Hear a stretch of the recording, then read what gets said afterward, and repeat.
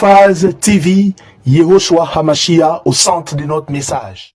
Phase TV, gagner des âmes pour Yehoshua et servir les autres, voilà pourquoi nous existons.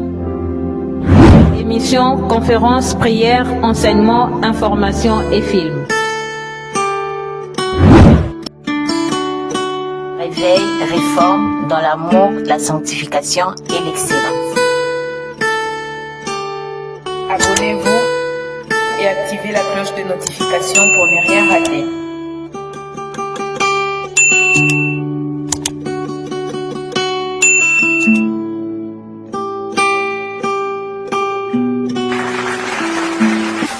Surnaturel est le naturel pour toi, mon Dieu. Nous le voulons en ce lieu. Surnaturel est le naturel pour toi, mon Dieu. Nous le voulons en ce lieu. Surnaturel est le naturel pour toi, mon Dieu. Nous le voulons en ce lieu.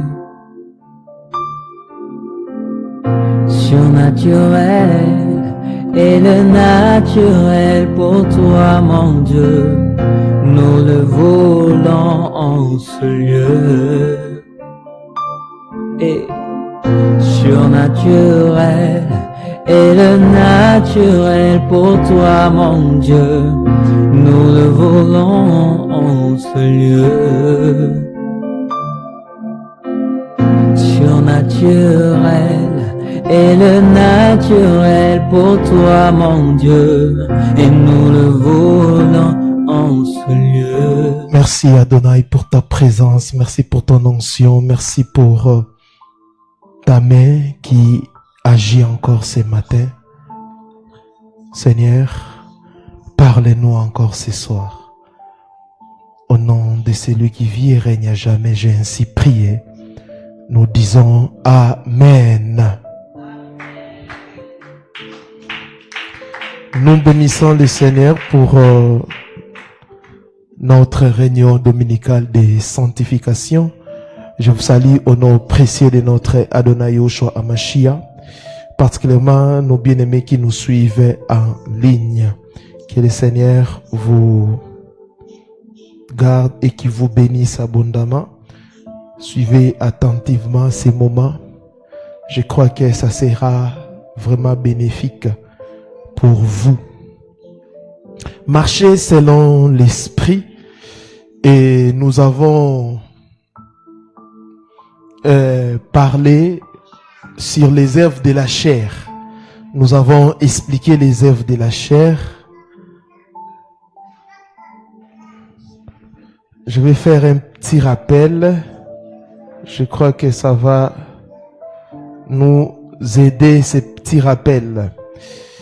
En expliquant, parce que aujourd'hui nous allons clôturer notre série d'enseignements sur marcher selon l'esprit, 5e partie. À ce qui concerne les œuvres de la chair, nous avons dit, on peut catégoriser les œuvres de la chair en 3 parties. Premièrement, les péchés du corps, les péchés de l'âme, enfin les péchés de l'esprit. Alléluia. Ça, c'est un rappel que je suis en train de faire. Et parmi les péchés du corps, nous avons cité la fornication, l'adultère, l'infamie ou l'homosexualité, la transsexualité ou la travestisme, la masturbation, la pornographie. Et nous avons aussi parlé de la deuxième partie, les péchés de l'âme.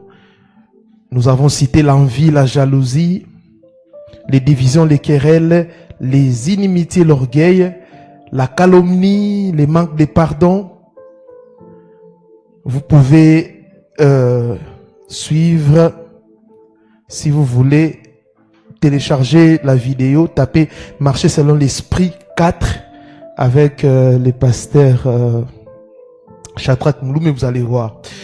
on a attaqué les points 3 sur les péchés de l'esprit. Nous avons parlé de la partie A, l'idolâtrie, l'adoration des idoles et des images taillées. C'est interdit dans la parole. Nous avons dit ça. On a aussi expliqué ça.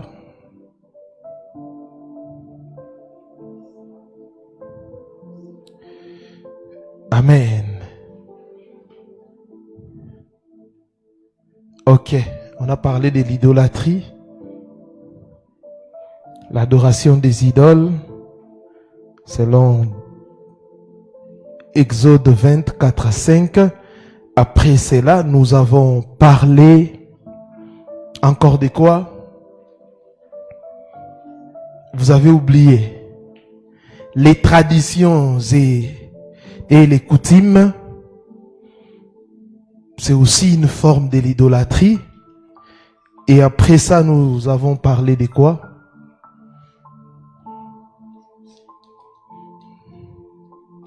La cupidité ou l'amour de l'argent. Vous avez oublié. C'est ça, nous avons un sérieux problème avec les soi-disant chrétiens d'aujourd'hui. Les gens qui ne lisent pas leur Bible et alors les enseignements. Comment ils vont lire ça? Les temps de la fin. Après ça, nous avons parlé de quoi?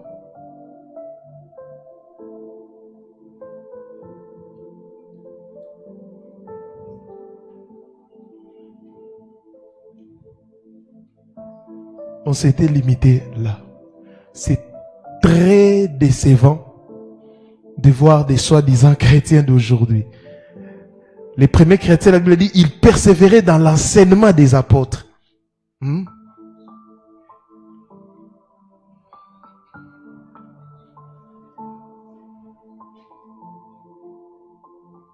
Des chrétiens d'aujourd'hui, des chrétiens malheureux.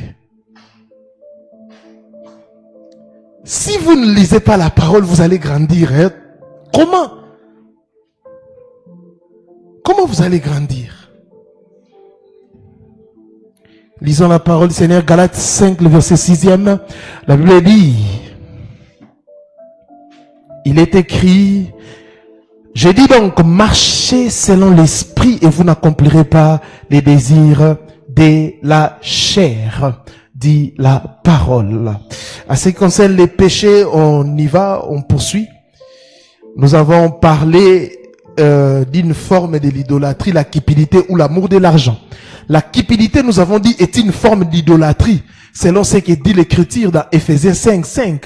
Les cupides sont ceux qui aiment l'argent, les biens matériels et se livrent à l'excès d'y manger ou d'y boire. Aucun cupide n'a de place dans les royaumes de Christ. Selon Éphésiens 5, 5. La cupidité, c'est l'adoration de Mammon. Yoshua dit, vous ne pouvez servir Elohim et Mammon. Selon Matthieu 6, le verset 24e. Vous ne pouvez servir Elohim et Mammon. Vous devez choisir. Aujourd'hui, plusieurs personnes servent Mammon. Vous allez voir des prophètes, des pasteurs, des gens qui vous disent, ah, j'ai un message pour toi, suis-moi inbox. Inbox, là, c'est pour demander l'argent. On ne sert pas Elohim pour s'enrichir. On sert Elohim pour bénir les gens. Alléluia.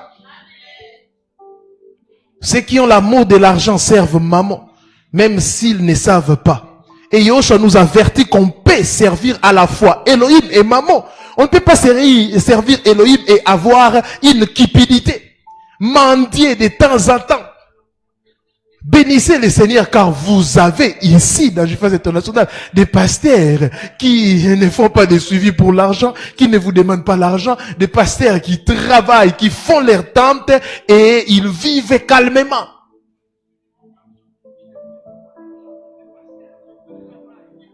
Mais aujourd'hui, il y a des gens même qui font des suivis. Toi, tu n'as pas donné, toi, tu n'as pas. La Bible dit que les gens puissent donner librement. C'est-à-dire qu'on ne peut pas aimer Elohim et aimer l'argent. Il ne s'agit pas de vouloir être pauvre, mais la Bible nous enseigne de savoir nous contenter de ce que Elohim nous donne et de rendre grâce. C'est ça. Contentez-vous de ce que Elohim vous donne. Vous aimez trop l'argent. À cause de l'argent, vos familles sont détruites. À cause de l'argent, vous êtes en train de détruire vos familles. Aujourd'hui, combien de parents ont détruit l'éducation des enfants à cause de l'argent? Ils sortent du lundi au dimanche, du matin au soir, parfois à 20h à 21h. Quand est-ce que tu éduqueras les enfants? Non, on doit chercher l'argent. L'éducation, ce n'est pas mettre des enfants dans de bonnes conditions matérielles. Non, non, non, non. L'éducation, ce n'est pas ça.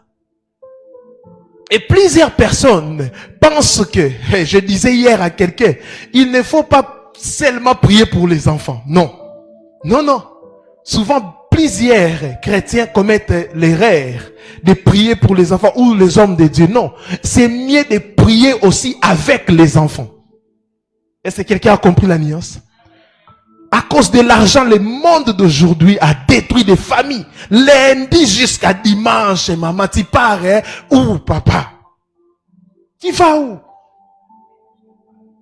Même les dimanches, au lieu de rester avec ta famille, au lieu de rester avec ta femme, tes enfants, ils ont besoin de toi. C'est pour cela, plusieurs, dans leur vieillesse, ils sont en train de chercher les enfants ne sont pas là. Alléluia. Et ils sont toujours en train d'envoyer là, l'argent, comme toi tu faisais. Alléluia. Tu n'étais pas là pendant que ils avaient besoin de toi, mais tu cherchais l'argent pour eux. Eux aussi ne seront pas là pendant que toi tu auras besoin d'eux. Ils vont seulement t'envoyer l'argent. On récolte que ce qu'on a sémé. Quand tu vois un parent réclamer, mais les enfants ne viennent pas. Souvent, c'est ce qu'ils ont sémé qu'ils sont en train de récolter. La Bible dit l'amour de l'argent est une racine de tous les maux. Et quelques-uns, en étant possédés, se sont égarés loin de la foi et se sont jetés eux-mêmes dans bien des tourments. 1 Timothée 6, 10. C'est pour cela qu'il est difficile pour un riche d'entrer dans le royaume des cieux, car la cupidité et les gains excessifs est attachés à leur cœur, selon Matthieu 19, 23.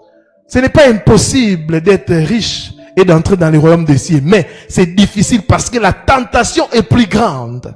N'aimez pas l'argent. L'amour de l'argent, c'est une forme de l'idolâtrie.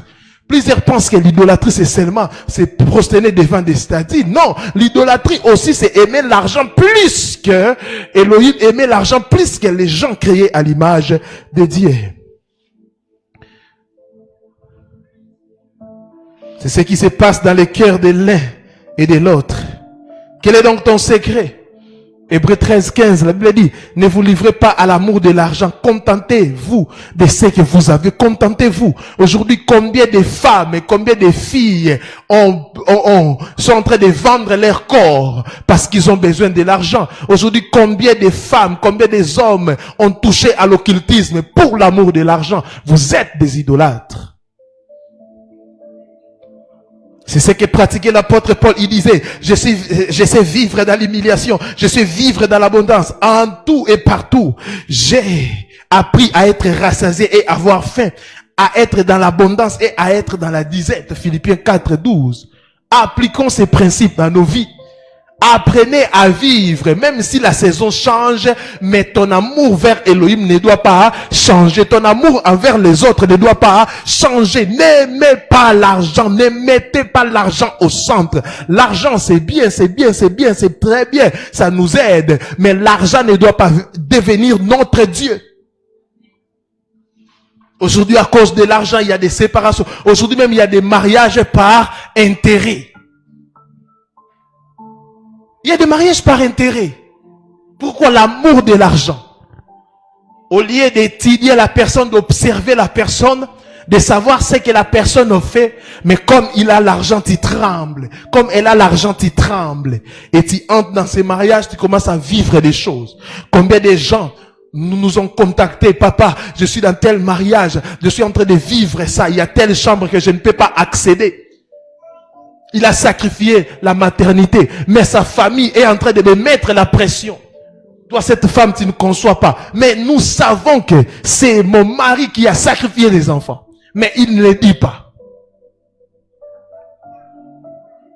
Tout ce qui brille, ce n'est pas de l'or. Tout ce qui brille, ce n'est pas de l'or. Surtout la jeunesse aujourd'hui. Faites très attention. L'amour de l'argent. L'argent à tout prix. C'est pour cela que vous êtes en train de faire, de commettre des choses bizarres à cause de l'argent. L'argent est un mauvais maître, mais un bon serviteur. Cela veut dire quoi? Quand tu te sers de l'argent, quand l'argent c'est pour toi un moyen où tu te sers, c'est bon. Mais quand l'argent devient ton maître, attention. Une autre forme de l'idolâtrie, l'excès du boire et du manger.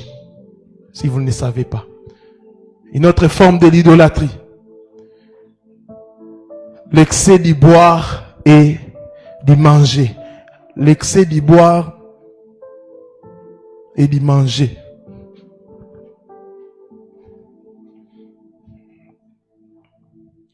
Nous voyons dans la parole de Dieu que l'excès du boire et du manger est un péché et une forme d'idolâtrie. Oui, l'écriture dit, 1 Corinthiens 10, 7. 1 Corinthiens 10, 7. Ne devenez point idolâtres comme quelques-uns d'eux. Selon qu'il est écrit, le peuple s'assit pour manger et pour boire. L'excès des tables crée la distraction, l'égarement et l'assoupissement. Yoshua dit, prenez garde à vous-même, de crainte que vos cœurs ne s'appesantissent par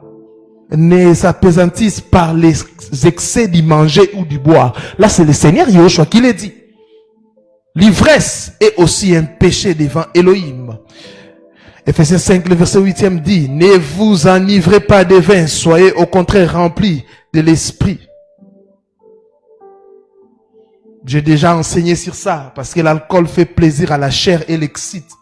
Or, nous les disciples de Yahushua, nous sommes appelés à marcher selon l'esprit et non selon le plaisir de la chair. Romains 8, 9. L'alcool nous enlève notre sobriété, réveille nos désirs charnels et nous rend encore plus vulnérables au péché, donc au diable. Il réduit notre capacité à être rempli de l'esprit. Par conséquent, et à la liberté de choisir. Il est prudent et sage de ne pas consommer l'alcool. J'ai déjà enseigné sur ça, tout un enseignement sur. J'ai démontré bibliquement que prendre, c'est un péché. L'excès du boire et du manger. Souvent, vous êtes en train de comprendre avec moi que il y a des choses que nous négligeons. Parce qu'aujourd'hui est péché seulement les mensonges, seulement l'impudicité, seulement l'adultère. On pense que c'est ça, le péché. Or, ici, nous avons vu des formes de l'idolâtrie. On a parlé sur l'idolâtrie des images, des statues. On a parlé sur l'idolâtrie de l'excès de manger, de boire. On a parlé encore de quoi? L'amour de l'argent.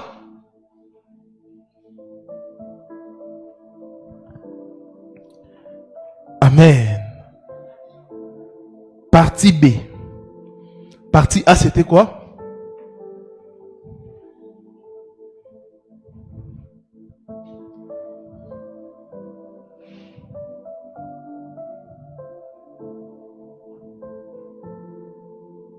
Partie A, c'était l'idolâtrie. Merci, Maman Cynthia. Partie B, maintenant, les pratiques occultes.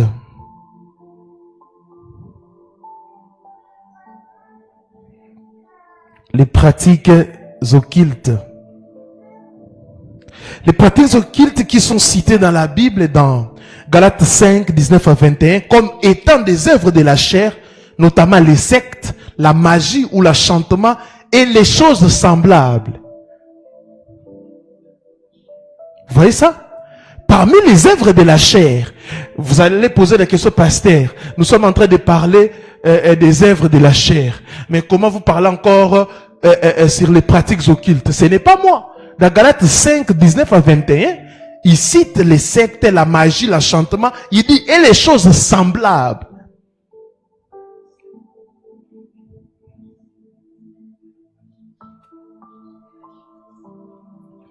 On cite maintenant les pratiques occultes. 1.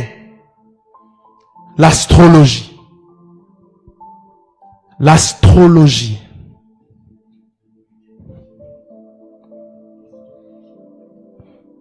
L'astrologie.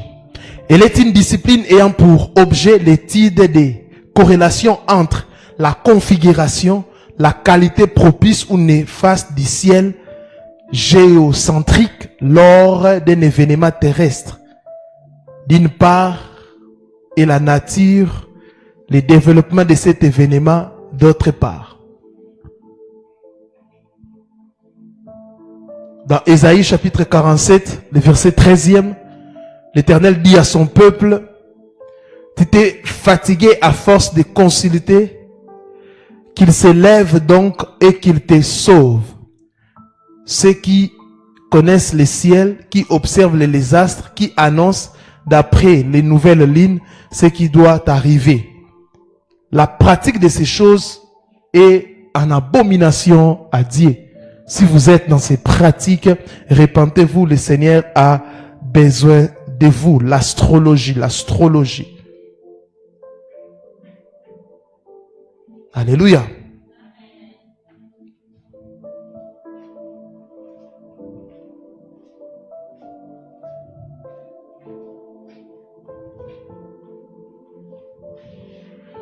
Tu observes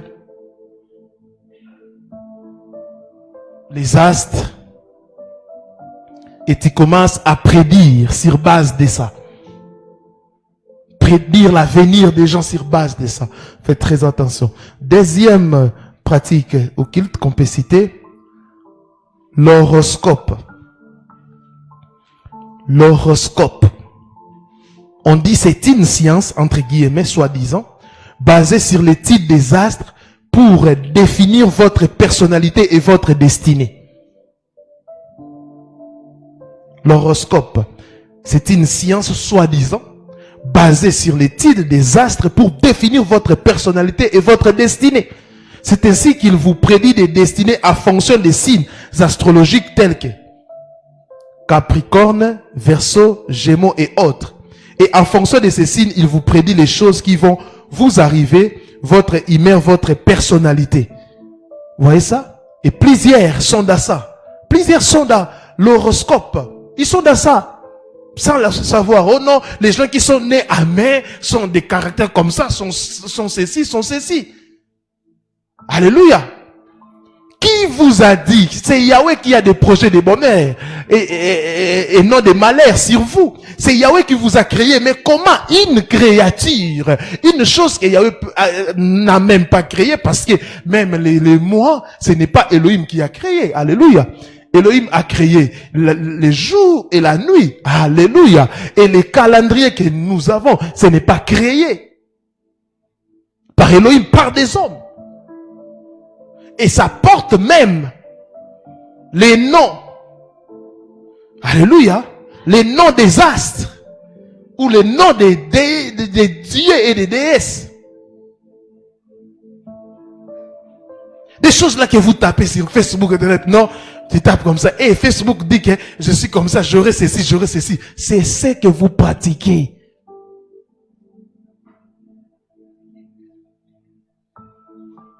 Un chrétien ne doit donc pas confesser qu'il est de tels ou de tels astrologiques, ni croire que sa destinée en dépend. Là aussi, la Kabbale juive a beaucoup développé ça. Vous allez voir beaucoup de prophètes, avant de prophétiser, ils te demandent la date de ta naissance pour entrer en contact avec un démon, un ange déchu, pour prophétiser sur ta vie.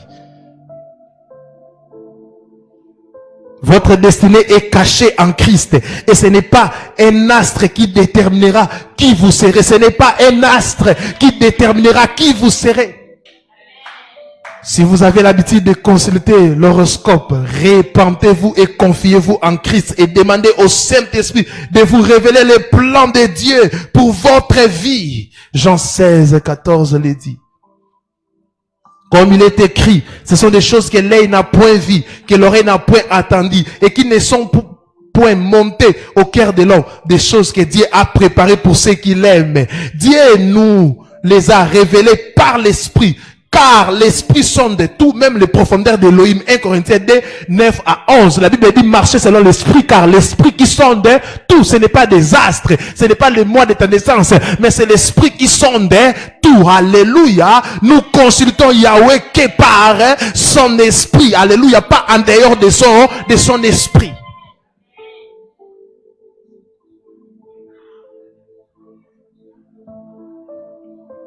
Faites très attention. Ils sont là pour définir même votre personnalité. Non, les gens qui sont nés en janvier sont comme ça. Les gens qui sont nés en mai sont comme ça. Les gens qui sont nés, ils sont comme ça. Des prénoms, et les gens qui portent de tels prénoms sont comme ça, non? Même scientifiquement, c'est pour cela que j'ai dit une science soi-disant. Même scientifiquement, on ne peut pas définir le caractère d'une personne par rapport au nom qu'il porte.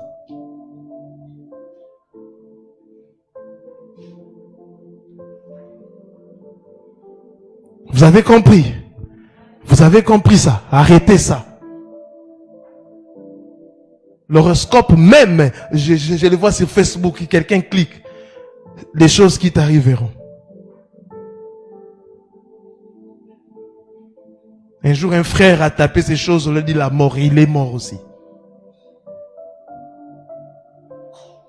Vous pensez que les réseaux sociaux, c'est créé pour faire plaisir.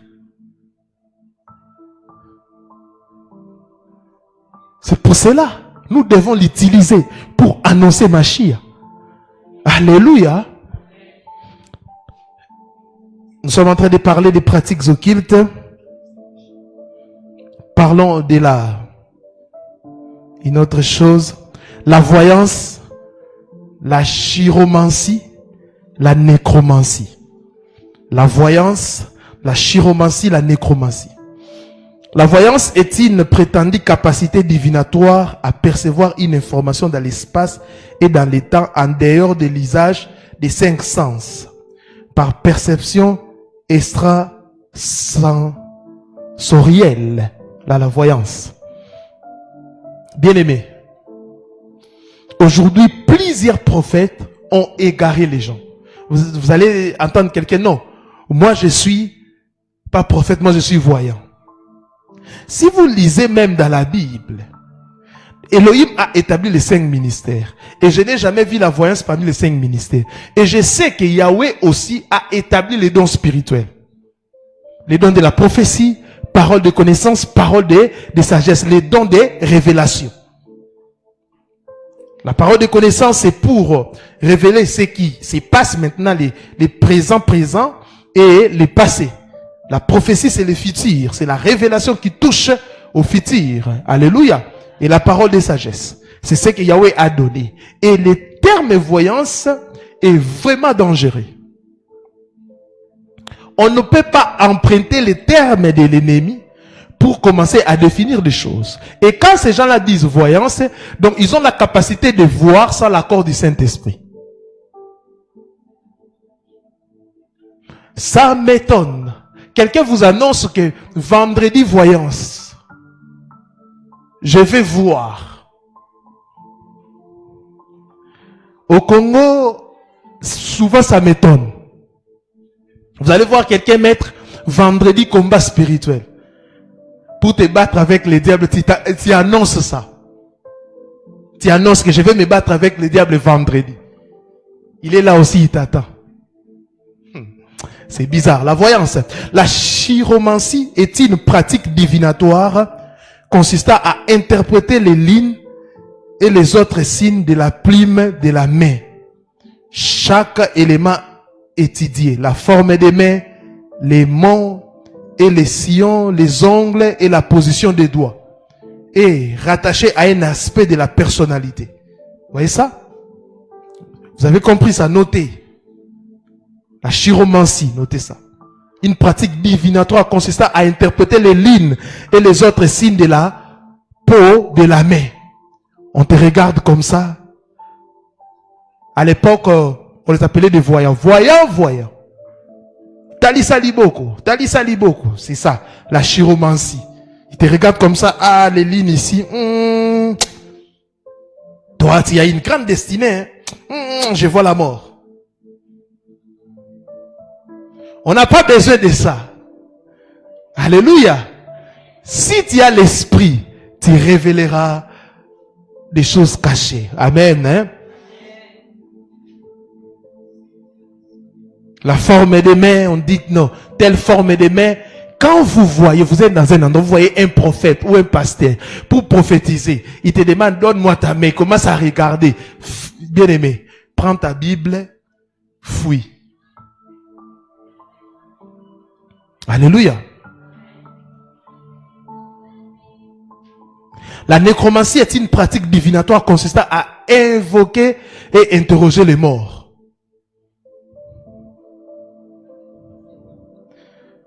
Faites très attention. Le fait de prier des morts, même s'ils sont considérés comme des saints, est une abomination devant Elohim. Dans Ésaïe 8, 19, Elohim dit ceci. Si l'on vous dit, consultez ceux qui invoquent les morts et ceux qui prédisent l'avenir, qui poussent des sifflements et des soupirs, répondez. Un peuple ne considérera-t-il pas son Dieu? S'adressera-t-il aux morts en faveur des vivants? Lévitique 19, le verset 31. Ne vous tournez point vers ceux qui invoquent les esprits, ni vers les devins.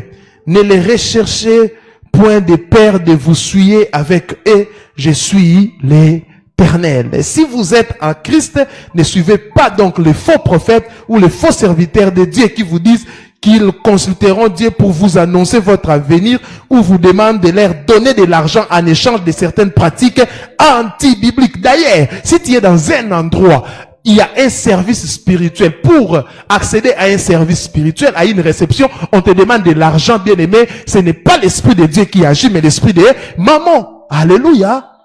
Vous avez reçu gratuitement donné, gratuitement. On ne force pas à une personne de donner ou on n'impose pas à une âme de donner de l'argent pour accéder à un service spirituel. La nécromancie, c'est interdit. Et plusieurs gens se basent sur les passages, je crois que j'ai déjà expliqué ça, les vérités bibliques sur la mort, j'ai expliqué ça. Ils se basent sur un passage où une femme a invoqué l'esprit de qui? De Samuel. Et Samuel est venu, il a parlé. Bien aimé, c'est vraiment de l'ignorance pure et simple. Là, nous sommes dans les Tanakh, dans l'ancienne alliance. Qu'est-ce qui s'est passé dans l'ancienne alliance? L'ancienne alliance, il y avait ce qu'on appelle les séjours des morts, qui étaient divisés en deux parties. Il y avait les saints d'Abraham, là où les gens qui ont servi Elohim, qui ont créé Elohim, partaient après leur mort. Après les saints d'Abraham, il y avait les lieux de tourments, où des méchants y allaient. Maintenant, si vous lisez la parole, vous allez comprendre que c'était Hadès, selon Apocalypse, qui détenait les clés. Un démon, un esprit qui détenait les clés des séjours des morts. Alléluia. Et cette femme avait la capacité d'accéder parce que c'était Hadès, les démons de la mort qui détenaient la clé. Ils avaient l'accès. Maintenant, qu'est-ce qui s'est passé à la croix de Golgotha? À la croix de Golgotha, quand le Seigneur est venu, vous allez voir ça, tout ce que je suis en train de dire, avec aussi l'histoire de pauvre Lazare, qui avait dit, il n'y a pas la possibilité que tu puisses venir ici. Il y avait l'abîme, alléluia, qui divisait les saints d'Abraham et les lieux de tourment. En mourant à la croix de Golgotha, le Seigneur est descendu aux enfers. Apocalypse dit quoi? Je suis vivant, je détiens les clés de la mort et des séjours des morts.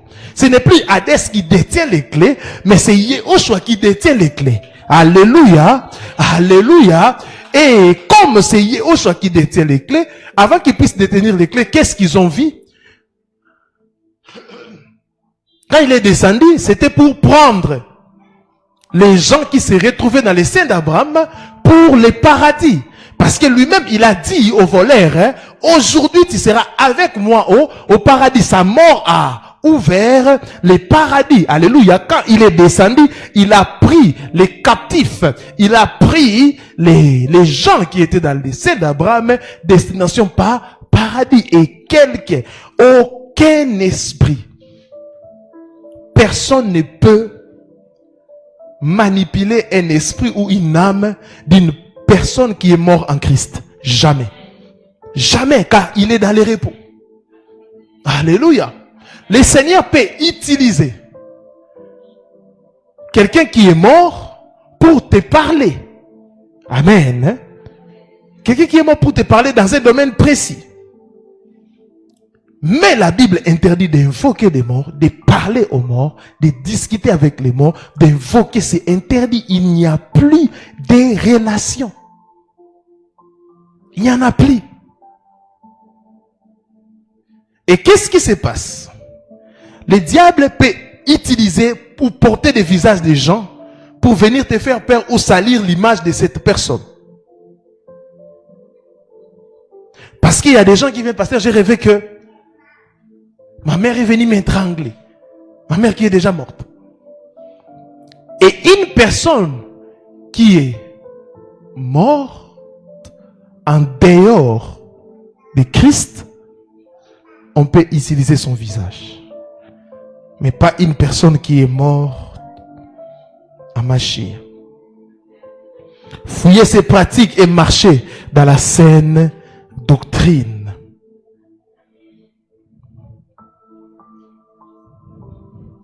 Les avertissements contre ces pratiques.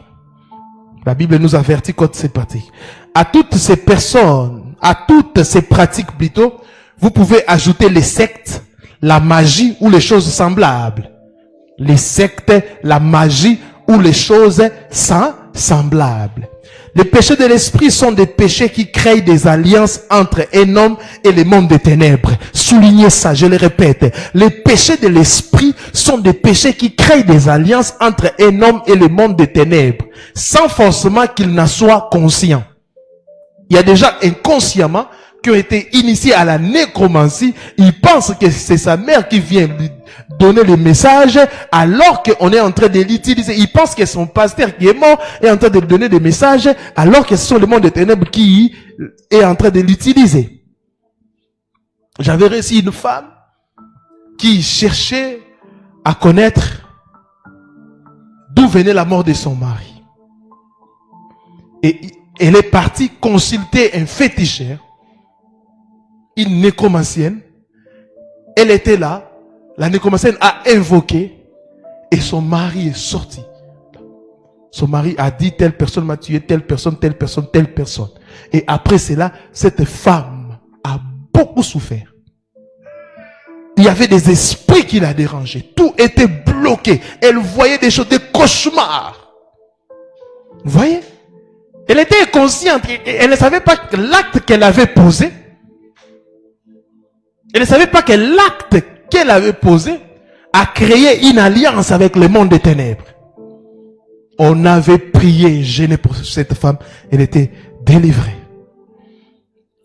On ne peut participer à la table de Christ et aussi à la table des démons. Ni boire à la coupe de Christ et boire aussi à celle des démons. C'est le 1 Corinthiens 10, 21. Alléluia.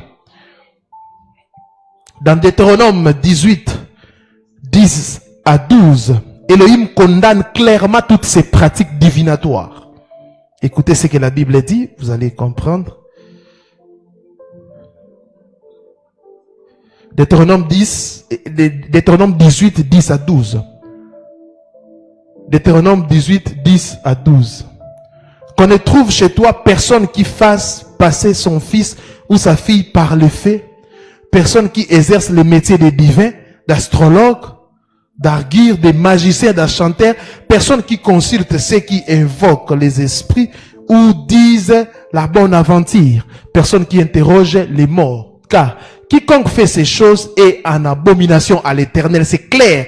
Et c'est à cause de ces abominations que l'Éternel, ton Dieu, va chasser ces nations devant toi. C'est clair, c'est un verset clair. Certains hommes, femmes, qui se disent chrétiens, et qui prennent part à ces choses divinatoires n'hériteront point le royaume des cieux, comme nous le dit Galates 5, 21. Ce n'est pas à négocier. Dans la nouvelle alliance, on nous a donné un nom. Alléluia. La Bible dit, tout ce que vous pouvez faire, faites-le au nom de Yehoshua à Mashiach. Il y a un nom qui dépasse le nom du diable, qui dépasse le nom des démons, qui dépasse le nom des esprits. S'il y a un problème, invoque ce nom. Tu veux connaître ton avenir, la Bible dit, invoque-moi, je te répondrai, il te répondra.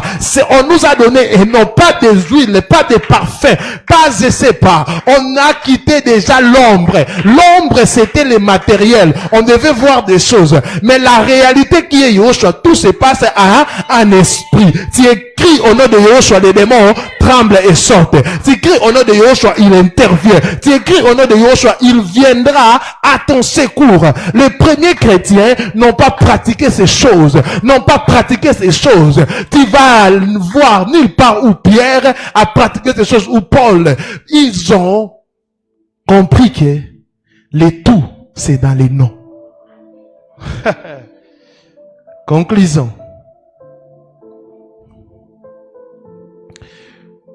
Les œuvres de la chair sont très vastes et on peut en dresser une liste complète.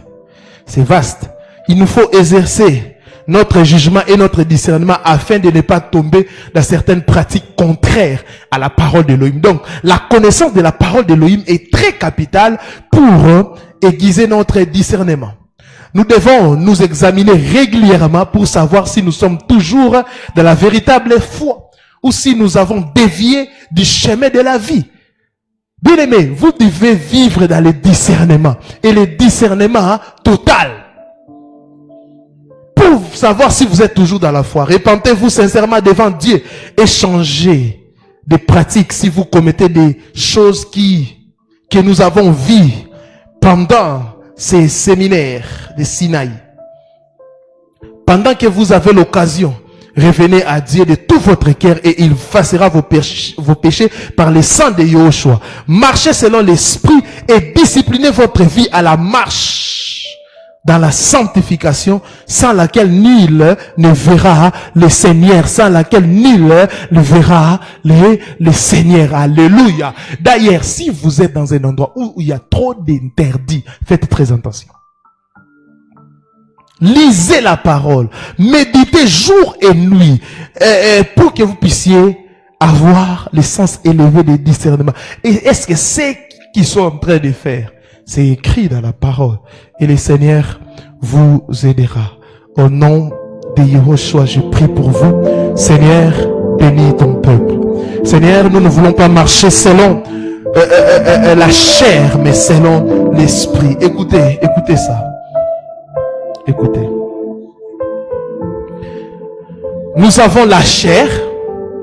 Je vous avais dit, quand on dit la chair, c'est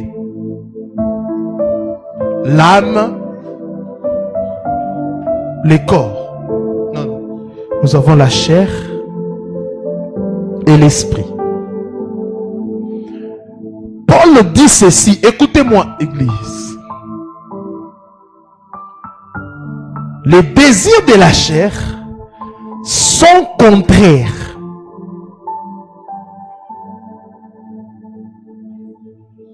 à ceux de l'esprit.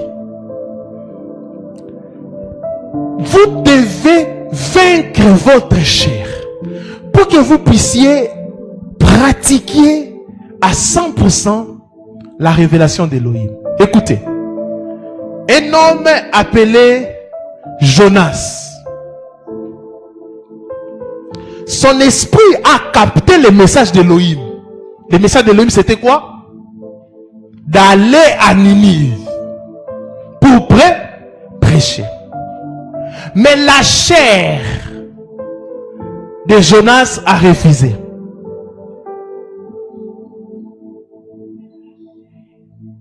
La chair de Jonas a refusé.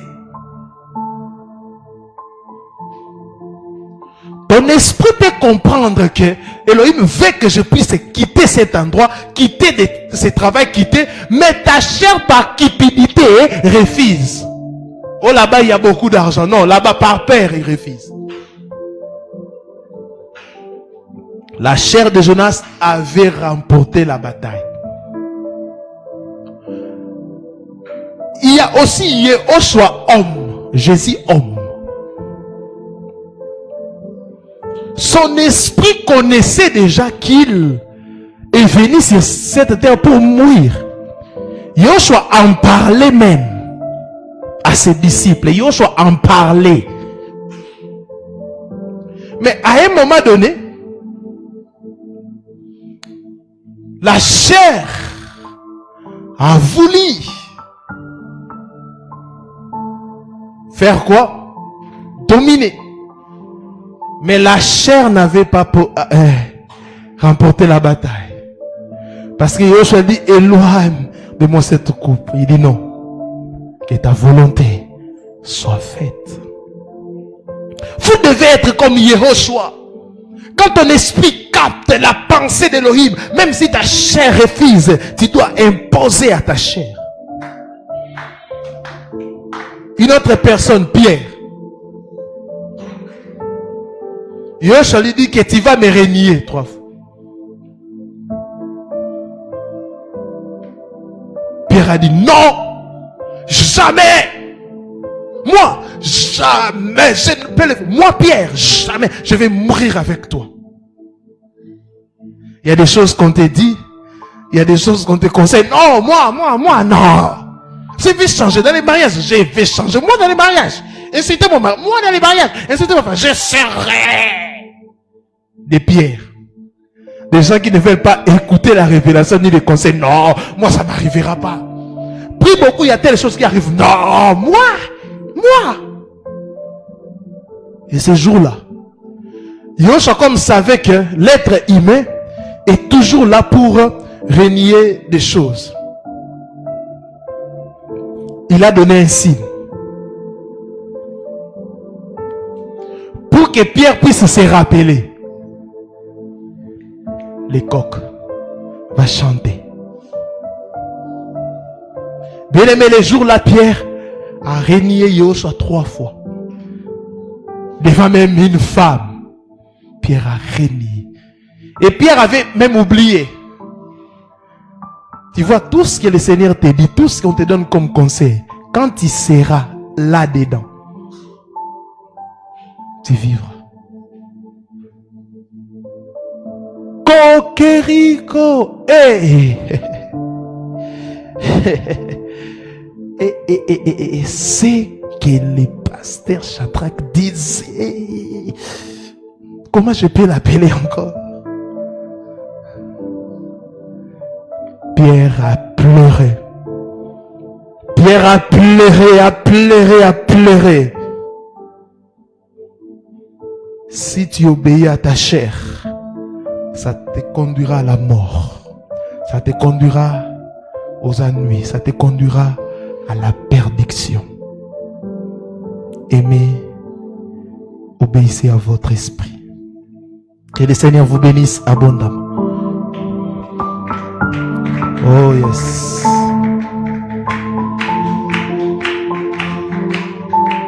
Tenons-nous debout, nous allons célébrer la Sainte Seine.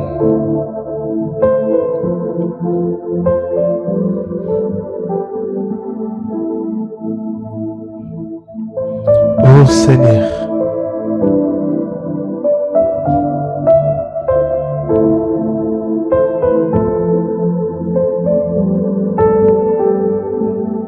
aide-nous Seigneur.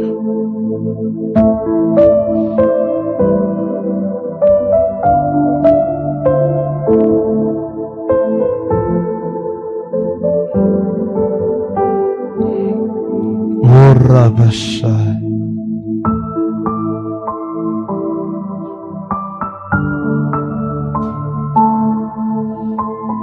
Oh Seigneur. Est-ce qu'on peut prier, Seigneur, aide-nous. à marcher selon l'esprit.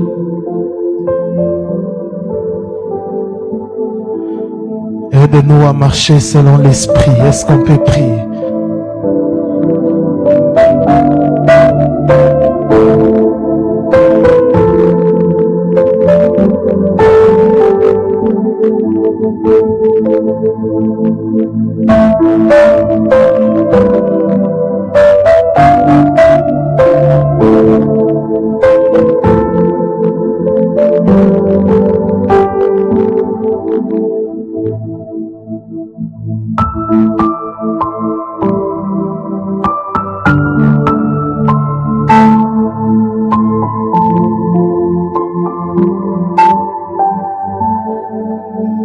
Seigneur Yahushua, nous prions pour la Sainte Seine, le repas sacré que tu nous as laissé pour se souvenir des l'œuvre que tu as accomplie à la croix de Golgotha.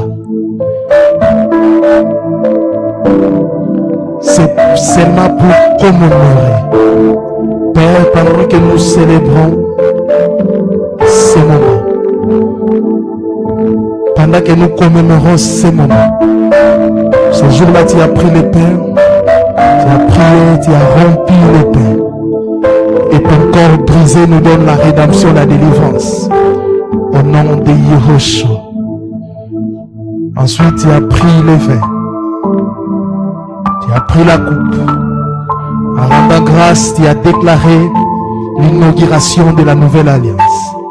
Merci pour l'inauguration de la nouvelle alliance qui nous donne la vie éternelle, la joie et la paix. Merci pour l'œuvre de la croix à travers la Sainte Seine d'aujourd'hui. On se souvient de ce que tu as accompli il y a 2000 ans. Tu nous as donné la victoire, la délivrance totale. Il n'y a plus de condamnation. Les liens de famille ont disparu. À la croix de Golgotha, tu as dépouillé les démons, l'ennemi. Oh, Rakashaya, Mandarabraya, Bashaya. Tu as crucifié la chair. Et en commémorant cet événement, nous voulons que nos chairs puissent être crucifiées.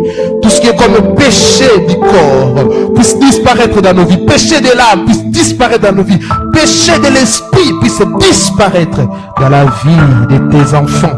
Au nom de Yahushua, Rakazuma, Rabashabarabakarabosha. Même vous qui êtes à la maison, je bénis vos pains et tout ce que vous allez prendre comme coupe. Au nom de Yahushua. Approchons-nous à la table du Seigneur.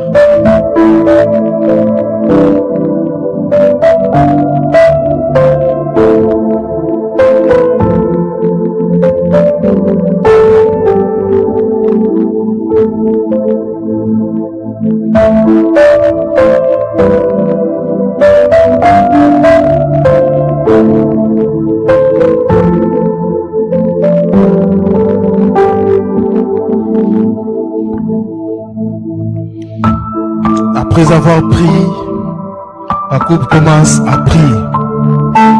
Seigneur, nous prions. Sharabasantarabrayabasha. Orobo shatarabrayabasha. Aide-nous à marcher selon l'esprit, afin de ne pas accomplir les désirs de la chair. Aide-nous à marcher selon l'esprit, pour ne pas accomplir les désirs de la chair.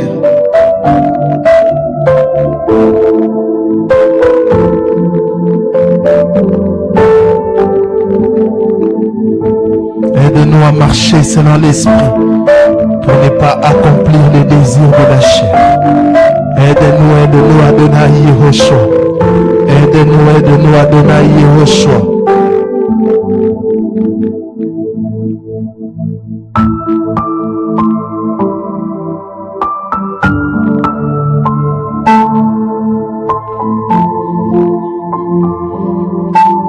Commence à prier, commence à prier, commence à prier, commence à prier. Seigneur, je prie pour ton peuple. Je prie pour ton peuple.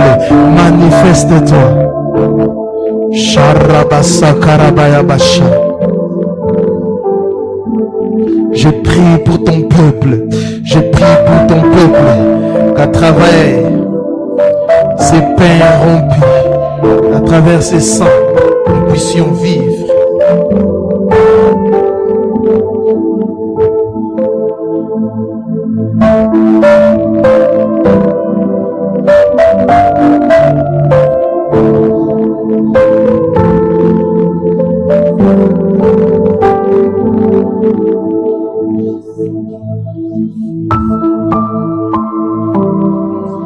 Yes.